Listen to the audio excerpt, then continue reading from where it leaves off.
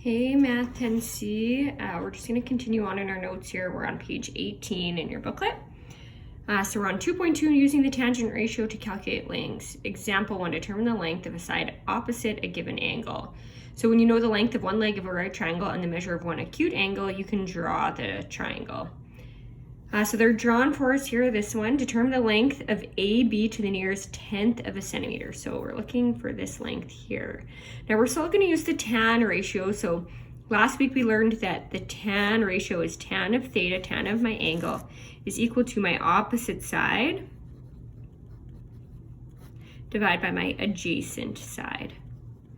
Okay, and when we're working with a triangle, just to review, if we have a 90-degree, a right triangle, 90-degree triangle, if we're looking for this angle down here, across from that angle is what we call our opposite side, and right beside that angle is what we call the adjacent side. All right, just to review. So back to this triangle here. Now, I have this angle, I'm given this angle. I don't need to worry about this angle up here, this 90-degree angle. I know that that's 90. I'm given this one here. I want this side, AB. What is that? What is the length of that? Okay. So I'm going to label my triangle. So across from that 30-degree angle is what we call the opposite side. And right beside the 30-degree angle is what we call the adjacent side. Okay. So I'm going to use my tan ratio. So that says tan of my angle. Now I'm not writing theta anymore because I know my angle is 30 degrees. So I'm going to write tan of 30 is equal to my opposite side, which I don't know. It's AB. Divided by my adjacent side, which is 10. All right, so what I'm going to do is I'm actually going to make this into a ratio. I'm going to put that over 1, and now I have a ratio equal to a ratio. Whenever we see a ratio equal to a ratio, we're going to cross multiply and divide.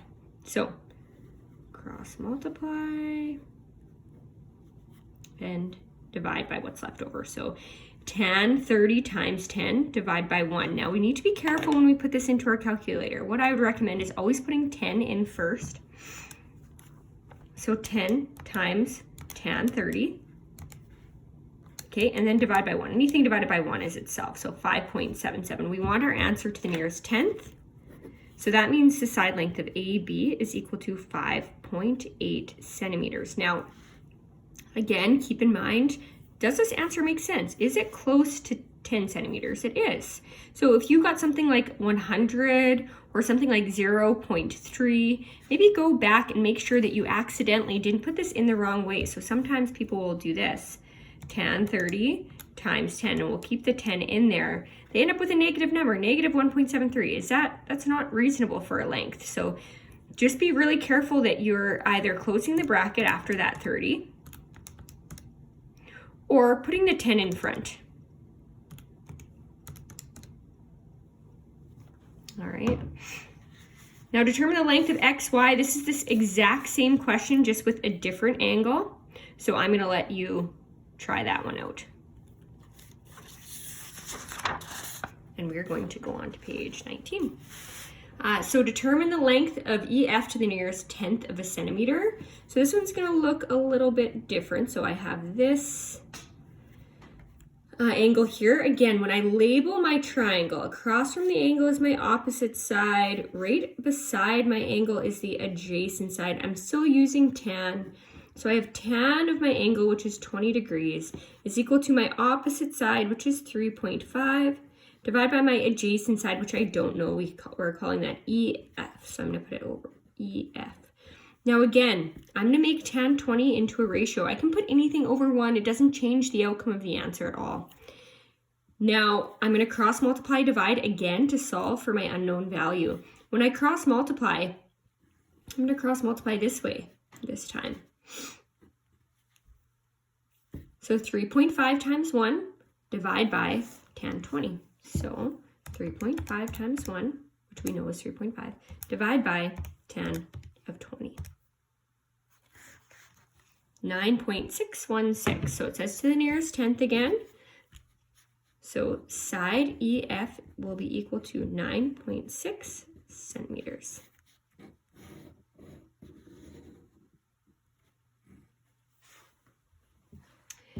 Okay, we're going to do example 3. I'm going to let you do B. and then I'll go over it later. Example 3, using tangent to solve an indirect measurement problem. A searchlight beam shines vertically on a cloud at a horizontal distance of 250 meters from the searchlight. The angle between the ground and the line of sight of the cloud is 75 degrees. Determine the height of the cloud to the nearest degree. Okay, so searchlight beam shines vertically on a cloud. So here's the searchlight beam at a horizontal distance 250 meters from the searchlight. So this length here is 250 meters. I'll write it here, 250 meters. The angle between the ground, they have labeled that as 75. Determine the height of the cloud. So we want to know the height of the cloud. We want to know this value here, from here to here. So the height of the cloud, the vertical height of the cloud. All right, so I'm given this angle.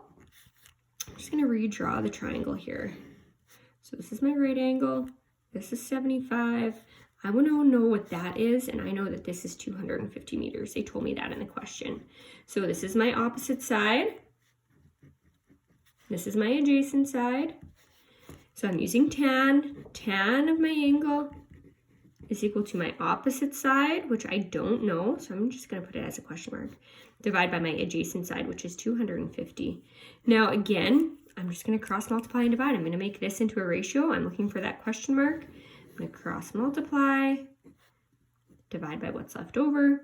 So 250 times tan of 75. So 250 times tan, 75, 933. Determine the height of the cloud to the nearest meter. So the height is equal to 933 meters. Again, seems reasonable. It is going to be very, very large height. We're talking about the height of a cloud. Okay, so it's going to be really, really tall. So 933 meters. All right, I'm going to let you do the next question. And let's see, that's it for the rest of tan. Okay, good luck.